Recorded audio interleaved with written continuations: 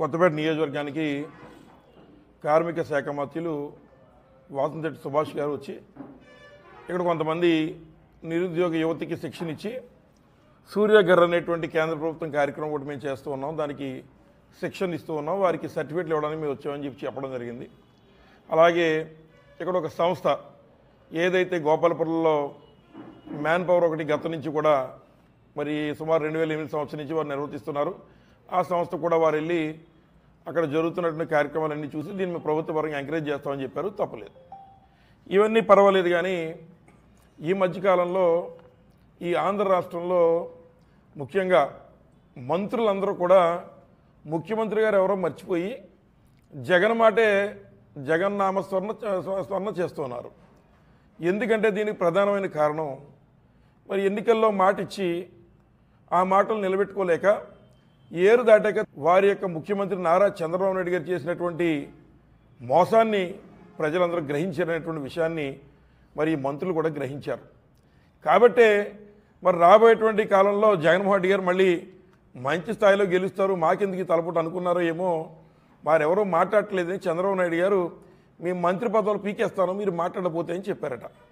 దాన్ని దృష్టిలో ఉంచుకుని ఈ వచ్చిన పదవులు ఎక్కడ పోతాయో అని చందంగా కొంతమంది మంత్రులు పిచ్చి ప్రలాపనలు, అందులో భాగంగానే నిన్న వాసంశెట్టి సుభాష్ గారు కూడా మరి ఏ కార్యక్రమాలు చేస్తామని చెప్పి వచ్చి ఇక్కడికి మరి ఆయన నిన్న జగన్మోహన్ రెడ్డి గారు అనరాని మాటలు అంటూ ఉన్నారు. వారు చెప్పేది ఏమిటంటే ఈ అభివృద్ధి చూసి జగన్మోహన్ రెడ్డి గారు మరి ఓర్చుకోలేక ఆయన మత్స్యం తప్పేసింది, అందుకే లండన్ వెళ్ళారు, లండన్లో వైద్య పరీక్షలు చేయించుకుంటూ ఉన్నారు, వారికి ఆరోగ్యపరంగా కావాలంటే మేము డబ్బు సాయం చేస్తాం అది ఇది అని వారి స్థాయిని తగ్గించుకుని నిన్న మాట్లాడడం జరిగింది. మామూలుగా మనందరికీ తెలుసు అల్జీమర్స్ ఎవరికి ఉన్నాయి ఈ రాష్ట్రంలో, నారా చంద్రబాబు నాయుడు గారికే ఉన్నాయి. అలాగని మతిస్థిమితులు లేనోళ్ళు మతిస్థిమితులు లేని పనులు చేస్తారు. ఈ రాష్ట్రంలో ఇది ఎవరు చేస్తారని చెప్పి ఒకసారి మనం ఆలోచన చేస్తే ప్రస్తుతం మన ముఖ్యమంత్రి ఉన్నటువంటి జగన్మోహన్ రెడ్డి గారు ముఖ్యమంత్రి కాదు, కానీ మరి ముఖ్యమంత్రి ఎవరు? నారా చంద్రబాబు నాయుడు గారు. నారా చంద్రబాబు నాయుడు గారు ఈ మధ్యకాలంలో మతిస్థిమితం కోల్పోయి చేస్తున్న పనులు ఏమిటని ఒకసారి చూస్తే మరి మనందరికీ తెలుసు, విశాఖపట్నంలో భూముల యొక్క విలువ మరి 100 కోట్ల ఉండి ప్రభుత్వానికి ఆస్తి రూపేణా అవి అక్కడ ఉంటే వాటిని ఈ రోజున 1 ఎకరం 99 పైసలకి నారా చంద్రబాబు నాయుడు గారు లోకేష్ గారు కలిపి అత్త సొమ్ము అల్లుడు దానం చేసిన చందంగా వారు మరి దానం ఇచ్చేసి రీసెంట్గా వర్షా కంపెనీకి దారాదత్తం చేసిన విషయం మనందరం పేపర్లో చూసాం. అంచేత నేను సుభాష్ గారిని అడుగుతున్నా, ఆయన నిన్న మాట్లాడుతూ మాట చెప్పారు, సద్విమర్శ చేస్తే జగన్మోహన్ రెడ్డి గారు జీర్ణించుకోలేరు స్వాగతించలేరు అని. ఇవాళ మేము అడుగుతున్నాం, మీరు ఈ ప్రాంతానికి మంత్రిగా ఉన్న ఈ ప్రాంతం నుంచి మంత్రిగా ఉన్న మీరు క్యాబినెట్లో చంద్రబాబు నాయుడు గారి పక్కన కూర్చుంటున్నారు కదా, ఆయన మొన్న ఎన్నికల ముందు బీసీ సోదరులకి 50 సంవత్సరాల వయసు దాటితే పెన్షన్ ఇస్తానని చెప్పారు. మరి ఇప్పటికీ 11 నెలల పైన దాటుతుంది, మీరు పక్కనే కూర్చొని ఏం చేస్తున్నారని అడుగుతున్నాం. ఇది సద్విమర్శే. ఈ విమర్శకి సమాధానం మీరు రేపు క్యాబినెట్లో చంద్రబాబు నాయుడు గారిని మీ మాట వింటే చెప్పి ఎప్పుడు లోపిస్తారో చెప్పించాలని చెప్పి సందర్భంగా మేము కోరుతున్నాం. అలాగే వరుస భూములు ఏదైతే మరి 1 ఎకరా భూమి మతిస్థిమితులు లేనోడే 99 పైసలకి అమ్మేస్తాడు.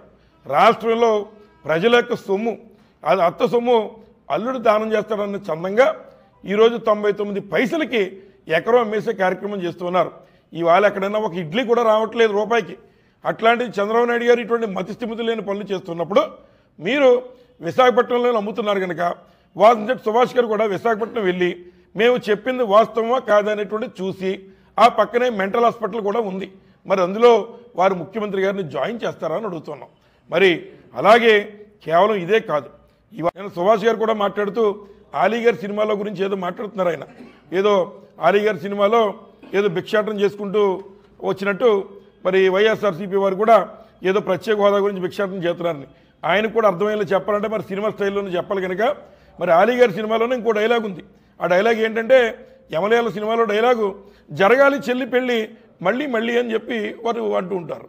ఎవరైనా పిచ్చోడు ఎవరైనా చెల్లి పెళ్ళి మళ్ళీ జరగాలని ఏమన్నా కోరుకుంటారా?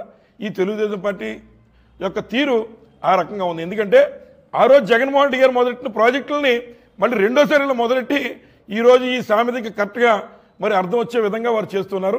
ఒక్క కొత్త ప్రాజెక్టు కూడా ఈ ప్రభుత్వంలో వీళ్ళు తెచ్చింది లేదు. కేవలం జగన్మోహన్ రెడ్డి గారి యొక్క కష్టంతో తెచ్చినటువంటి ఏదైతే పోర్టులు కానీ ఈ రాష్ట్రానికి సంపద సృష్టిస్తానని చెప్పిన చంద్రబాబు నాయుడు గారు, జగన్మోహన్ రెడ్డి గారు సృష్టించిన సంపదనే ఈరోజు తెగనమ్ముకోవడానికి ఈ రాష్ట్రంలో కార్యక్రమాలు చేస్తున్నారని ఈ సందర్భంగా మీకు తెలియజేస్తూ ఉన్నా. మరి అలాగే మరి ఏదైతే ఇంకా ఉన్నటువంటి విషయాలు ఏదైతే ఇంకా రాష్ట్ర స్థాయి నుంచి మన నియోజకవర్గ స్థాయికి వచ్చినట్లయితే ఇసుక మట్టి యథేచ్ఛగా మరి దోపిడీ చేస్తున్నటువంటిది వాస్తవం అయితే, మరి రెండోదిగా మొన్న ఈ మధ్యకాలంలో ఈ తెలుగుదేశం పార్టీ నాయకుల యొక్క అవినీతి తారాస్థాయికి చేరింది. చికెన్ సెంటర్ దగ్గర మొదలెట్టి వీళ్ళు బ్యాంకర్ల వరకు, చిట్ ఫండ్స్ వరకు కూడా ఎవరైనా ప్రజలను మోసం చేస్తే వారి డబ్బులు పట్టేసి వారిని కూడా మోసం చేసే కార్యక్రమం చేస్తున్నారు. ఈ మధ్య కాలంలోనే కొత్తపేట ఒక బ్యాంకర్స్ 15 కోట్లు ప్రజలకు శతకోపం పెడితే వారి దగ్గర తెలుగుదేశం పార్టీ నాయకులు మరి ఉన్నటువంటి పైనుంచి కింద దాకా 40 లక్షల రూపాయలు తీసుకుని దాన్ని మాఫీ చేసే కార్యక్రమం చేశారన్న సంగతి ఇవాళ ప్రజలంతా చెప్పుకుంటున్నారు. అందులో ఉన్నటువంటి ఒక ఆఫీసర్, ఒక పోలీస్ ఆఫీసర్ గారు అయితే క్రేటా కారు కూడా అడిగారని చెప్పి ఇవాళ కొత్తపేటలో కోడై కూస్తున్నారని చెప్పి సందర్భంగా మనవి చేస్తూ ఉన్నా.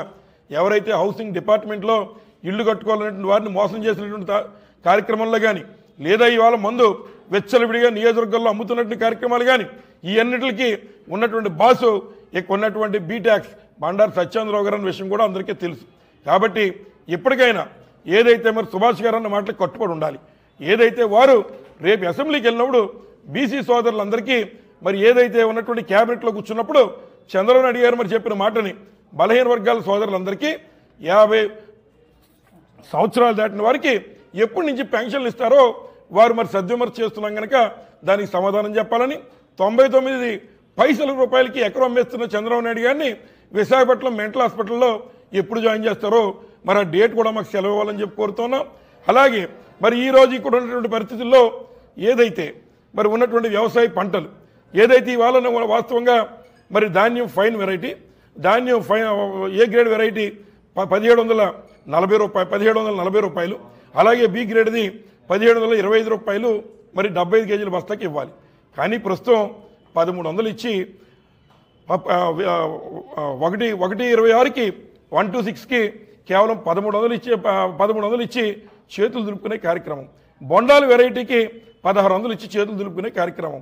అలాగే మామూలుగా 11/21కి మరి కేవలం ఈరోజు 1600 రూపాయలు ఇచ్చి చేతులు దులుపుకునే కార్యక్రమం. ఎక్కడ కూడా గిట్టుబాటు ధరను అమలు కావట్లేదు. రెండోదిగా కోకో ధర, ఆ రోజు వైఎస్ఆర్ కాంగ్రెస్ పార్టీ అధికారులు ఉన్నప్పుడు మరి కోకో ధర 8 ఒక కిలో 800 నుంచి 1200 ఉంటే ఇవాళ 500 కూడా లేని పరిస్థితి. అలాగే మూడోదిగా ఉన్నటువంటి రొయ్య ఎక్కువ సాగు ఏదైతే మరి మొన్న ట్రంప్ గారు ఏదో ఈ సుంకాలు పెంచారనేటువంటి నెపంతో విపరీతంగా రేట్లు పెంచి దాన్ని కూడా తగ్గించకుండా ఇవాళ ఉన్నటువంటి సిండికేట్ వారితో చేతులు కలిపేసినటువంటి ఈ ప్రభుత్వం ఇవాళ మేతల ధరలు కానీ, రొయ్యల మేతల ధరలు కానీ ఇవన్నీ నియంత్రించకుండా మరి వారందరి యొక్క మరి విరగొట్టేటువంటి కార్యక్రమాలు చేస్తూ ఉంటే ఈ ప్రజాప్రతినిధులు కేవలం అవినీతే కేర్ ఆఫ్ అడ్రస్గా కేవలం అవినీతి చేయడానికి, వ్యాపారాలు చేసుకోవడానికి, వారి ఆర్థిక అభివృద్ధి తప్ప ఈ రాష్ట్ర ప్రగతి కోసం ఎవరు కూడా ఆలోచన చేయట్లేదని అనేది అభివృద్ధి చేస్తారనుకోండి. కానీ మరి వాస్తవాలు మనం ఒకసారి చూస్తే మన పక్క రాష్ట్రమైన తెలంగాణలో ఏం చేశారు? తెలంగాణలో కేసీఆర్ గారు కూడా సచివాలయం కట్టారు. దానికి శాశ్వతమైన సచివాలయం కట్టారు వారు. ఈ శాశ్వతమైన సచివాలయం కట్టడానికి మరి ఆ రోజు తెలంగాణ ప్రభుత్వానికి 613 కోట్లు ఖర్చు అయింది. మరి అలాగే మన రాష్ట్రంలో అప్పుడు చంద్రబాబు నాయుడు గారు ముఖ్యమంత్రిగా ఉన్నారు. కేసీఆర్ గారు అక్కడ ముఖ్యమంత్రి, ఇక్కడ మనకి నారా చంద్రబాబు నాయుడు గారు ముఖ్యమంత్రి. వీరు టెంపరీ సచివాలయం కట్టారు షెడ్యూల్తో. అది కూడా వర్షం వస్తే నీరు కూడా లోపల కురిసేసేటువంటి టెంపరీ సచివాలయం కట్టారు. ఎంత ఖర్చు పెట్టి? 1500 కోట్ల రూపాయలు ఖర్చు పెట్టి టెంపరీ కట్టారు. మళ్ళీ ఈరోజు అధికారంలోకి నారా చంద్రబాబు నాయుడు గారు వచ్చి మళ్ళీ పూర్తి స్థాయిలో మరి శాశ్వతమైనటువంటి సచివాలయాన్ని కడతాను అని చెప్తున్నారు. దానికి ఎంత ఖర్చు అవుతుంది అని అడిగితే 4600 కోట్ల రూపాయలతో మేము మరి ఈ శాశ్వత బిల్డింగులు కడుతున్నామని చెప్తున్నారు. ఒకవైపున ఉన్నటువంటి తెలంగాణ ప్రభుత్వం 613 కోట్లతో బిల్డింగులు కట్టి కళ్ళగట్టినట్టు చూపిస్తూ ఉంటే ఇక్కడ 4600 కోట్ల రూపాయలు అప్పులు తెచ్చి ప్రజలను నెత్తిన భారం పెట్టి ఈ ఆంధ్ర రాష్ట్రాన్ని అప్పుల కుప్పగా తయారు చేసి దాన్ని రాజధాని పేరు పెట్టి మరి లోకేష్ గారిని అత్యంత ధనవంతుని చేసుకోవడం కోసం ఈరోజు మీరు ప్రజాధనాన్ని ఈ రకంగా లూటీ చేయడం ఎంతవరకు సబబు అని చెప్పి ఈ సందర్భంగా మేము అడుగుతున్నాం. అలాగే మరి ఇంకా అనేక విషయాలు మాట్లాడారు వారు. లోన్స్ ఎవరైతే సామాన్య ప్రజానికానికి లోన్లు మేమే ఇస్తున్నాం, మరి ఇక వీళ్ళు ఇవ్వట్లేదు, ఎవరు ఉన్నటువంటి వైఎస్ఆర్సీపీ వాళ్ళు ఏమీ చేయలేదు, అన్నీ మేమే చేస్తున్నాం అని కూడా నిన్న సుభాష్ గారు ఇంకా సత్యేంద్ర గారు ఇద్దరు కూడా చెబుతున్నారు. మరి మేము అడుగుతున్నాం, మొన్న ఏదైతే ఎస్సీ ఎస్టీ బీసీ మహిళలకు కానీ లేదా ఉన్నటువంటి కాపు నేస్తం కానీ అందరికీ అన్ని వర్ణాల్లో ఉన్నటువంటి వారికి జగన్మోహన్ రెడ్డి గారు ఆ రోజున కులం లేదు, మతం లేదు, పార్టీ లేదన్న చందంగా ఒక గ్రామానికి వచ్చి ఎవరికైతే 40 సంవత్సరాలు వయసు దాటినటువంటి ఆడవాళ్ళు ఉన్నారో అందరికీ సంక్షేమ కార్యక్రమాలు, వారు చిన్న చిన్న వ్యాపారాలు చేసుకోవడానికి సాయం చేసే కార్యక్రమం జగన్మోహన్ రెడ్డి గారు చేశారు.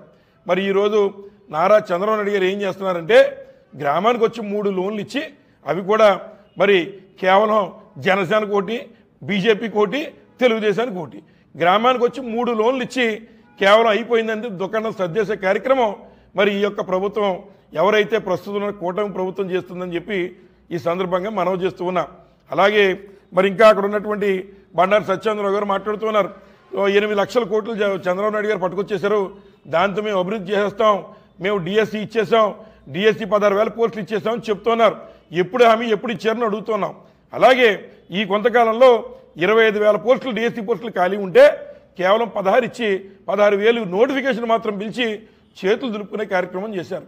అలాగే మరి ఏదైతే మేము అభివృద్ధి చేసేస్తాం ఇండస్ట్రియల్ వైడ్గా మరి ఇది యొక్క ఆంధ్ర రాష్ట్రాన్ని ఎక్కడికో తీసుకుపోతాం, లోకేష్ గారు అలాగే ఉన్నటువంటి చంద్రబాబు నాయుడు గారు మరి చాలా పెట్టుబడులు తెచ్చేస్తున్నారు, 8 లక్షల కోట్లు ఈరోజు ఈ రాష్ట్రాన్ని తెచ్చారని చెప్తున్నారు. మొన్న 20 రాష్ట్రాల ముఖ్యమంత్రులు కూడా మరి దావోస్ వెళ్ళారు. దావోస్ వెళ్ళి 1,68,000 కోట్లు రేవంత్ రెడ్డి గారు తెచ్చుకుంటే వీళ్ళు మరి సుమారు 30-40 కోట్ల రూపాయల హోటళ్ళకి దుబారా ఖర్చు చేసి ఉన్నటువంటి తండ్రి కొడుకులు వెళ్ళి సున్నా చేసి 1 రూపాయి పెట్టుబడి కూడా తేకుండా తిరిగి ఇలా రాష్ట్రానికి వచ్చారన్న సంగతి మరి రాష్ట్రం అంతా తెలుసు. అలాగే సత్యేంద్రరావు గారు 8 లక్షల మంది ఉద్యోగాలు ఇచ్చామని చెబుతున్నారు. మరి 8 లక్షల మందికి ఉద్యోగాలు ఇచ్చేటువంటి కార్యక్రమం చేస్తుంటే అలాగే ఎవరైతే మరి ఉన్నటువంటి గతంలో జగన్మోహన్ రెడ్డి గారి టైంలో మరి ఏదైతే అనకాపల్లిలో ఉన్నటువంటి హైడ్రోజన్ ప్రాజెక్ట్ కానీ ఎటువంటి శంకుస్థాపనలు జరిగితే అవన్నీ కూడా ఆ రోజు జగన్మోహన్ రెడ్డి గారు చేస్తే మళ్ళీ వీళ్ళు తగుదనమ్మా మేం చేసామనేటువంటి కలర్ అవ్వడం కోసం లోకేష్